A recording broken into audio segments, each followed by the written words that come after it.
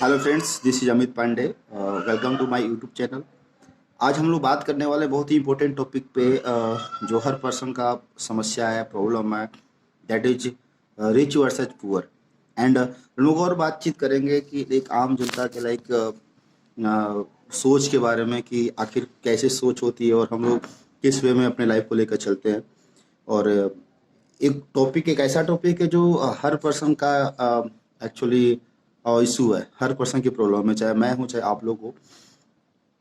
इसमें कोई बड़ा इशू है नहीं है, गरीब और अमीर कौन है क्या नहीं है। एक्चुअली हम लोग किस वे में इस इन चीज़ों को ले रहे हैं वो बहुत ही इंपॉर्टेंट बात है। तो चलिए बात करते हैं कुछ चीज़ों के बारे में। जैसे बात करेंगे रिच एंड पुअर, कि कौन रिच होता है कौन पुअर होता है, यानी कि गरीब और अमीर।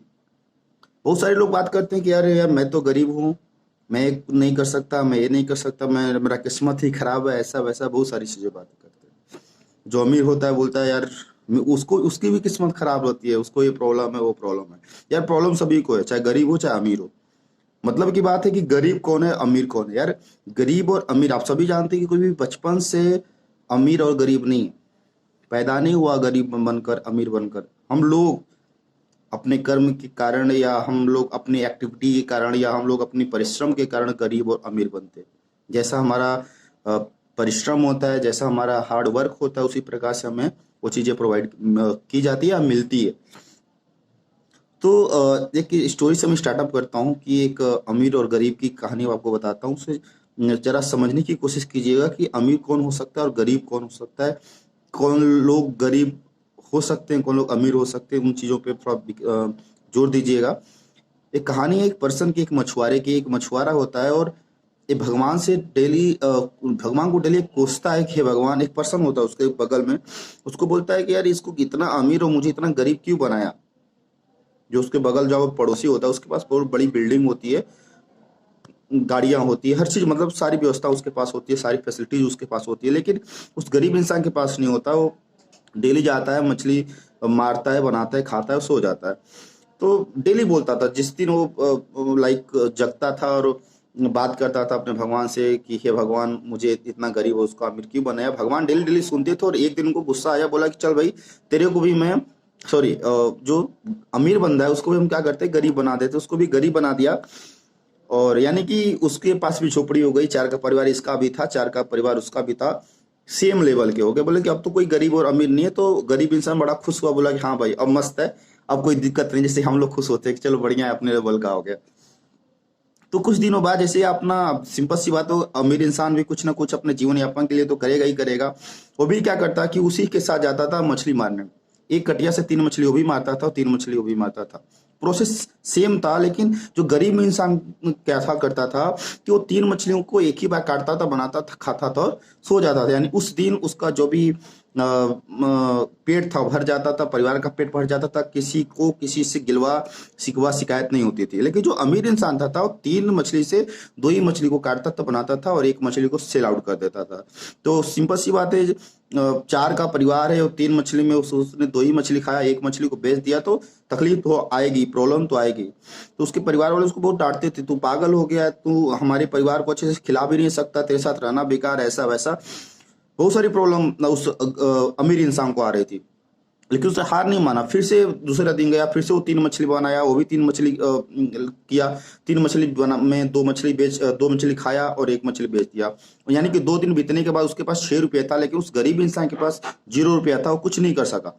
जब तीसरा दिन हुआ उसी तरह से सेम सेम प्रोसेस, वो क्या करता था कि कुछ मछलियों को काटता था, बनाता था, खाकर सो जाता था, कुछ मछलियों को सेल करके अपना सेविंग करता था।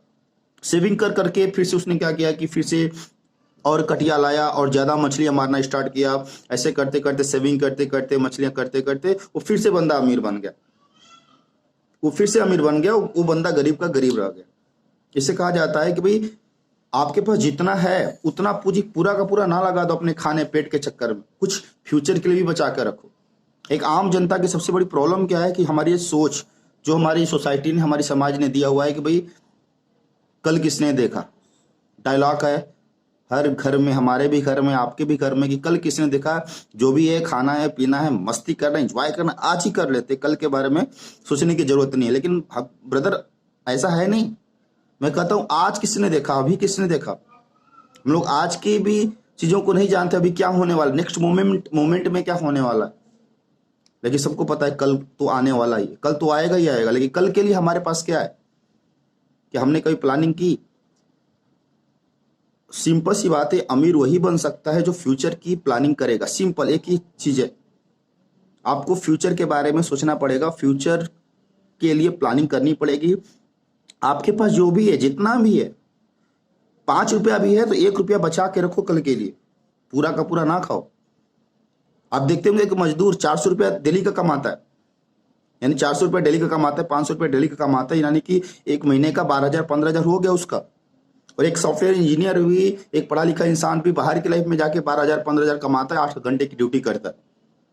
उस गरीब इंसान के पास, उस लेबर के पास कुछ नहीं बचता है। महीने के बाद पूछा जाए कि क्या बचा है, बोलता कुछ नहीं। लेकिन जो बंदा कमा रहा है बाहर में जाके, उसके पास 4,000 5,000 रुपया बचता, फैमिली को दे देता है। कारण क्या है?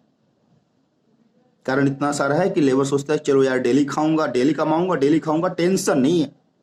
लेकिन जो बाहर में बंदा है वो कल के लिए सोच रहे हैं, अपने फ्यूचर के बारे में सोच रहा है, अपने फैमिली के बारे में सोच रहा है कि 2 रुपया बचा ले। यही है गरीबी और अमीरी। आपको पैसे से पैसा बनाने आना चाहिए। 5 रुपया है तो 2 रुपया कहीं यूज करो, ऐसे जगह पे यूज करो जहां से फिर से उस 2 रुपये का आप 4 रुपया कर सको, तभी आप अमीर बन सकते हो। दूसरों के बारे में सोचना बंद करो। हम सबसे बड़ी प्रॉब्लम हमारी है कि हम लोग उन लोगों से एक्सपीरियंस लेते हैं या उन लोगों से जाकर बात करते हैं, उन लोगों से अपने लाइफ के बारे में पूछते हैं जिनको कुछ आइडिया ही नहीं है। अगर मान लीजिए मैं एक सॉफ्टवेयर इंजीनियर हूं, तो मैं क्या मैकेनिकल इंजीनियर के बारे में कमेंट कर सकता हूं क्या? नहीं। अगर ऐसा करता हूं तो कहीं ना कहीं गलत है।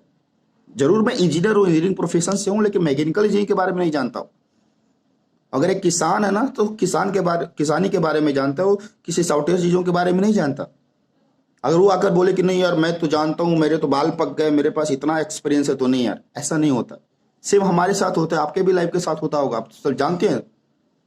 कोई आता है उधर से, बंदा भाई क्या कर रहे हो? एसएससी की तैयारी कर रहा हूं। अरे यार मत कर, मैंने किया हुआ है 50 साल। तूने किया होगा, कब किया, तेरे पास क्या क्वालिटी थी क्या नहीं थी, यार मैटर नहीं करता, मेरे पास क्या है। आपको अपने ऊपर कॉन्फिडेंस लाना चाहिए, अपने आप के ऊपर जानना चाहिए कि मैं क्या जानता हूं, मैं क्या कर सकता हूं। चाहे वो कोई भी फील्ड हो यार, हर फील्ड में कामयाबी है। आपके ऊपर डिपेंड करता है कि कामयाब बनना चाहते हो या नहीं बनना चाहते। आपको आज से और इसी वक्त से अपने सोच को डेवलप करना पड़ेगा। दूसरों के बारे में ना सोचना पड़ेगा। लोग तो हंसेंगे यार, लोग तो मेरे पे भी हंसते, क्या कर रहे हो यार भाई, समझ ही नहीं आ रहा है। घर वाले भी हंसेंगे। आप कुछ अलग करोगे तो पहले लोग हंसेंगे, पागल बोलेंगे, कोई दिक्कत नहीं, कोई प्रॉब्लम नहीं है यार। असफल भी हो जाओगे तो कोई प्रॉब्लम नहीं है। तकलीफ, दर्द, प्रॉब्लम आएगी तभी जाकर आप लाइफ से लड़ोगे, समझोगे, जानोगे एग्जैक्टली लाइफ होती क्या है। अपना खुद का डिसीजन लो। हो सकता है वो डिसीजन आपके खिलाफ हो जाए, कोई बात नहीं, होता है। कम से कम ये तो रहेगा ना कि मैंने प्रयास किया, अपने से प्रयास किया यार, आपको सीखने को मिलेगा। कहा जाता है कि भाई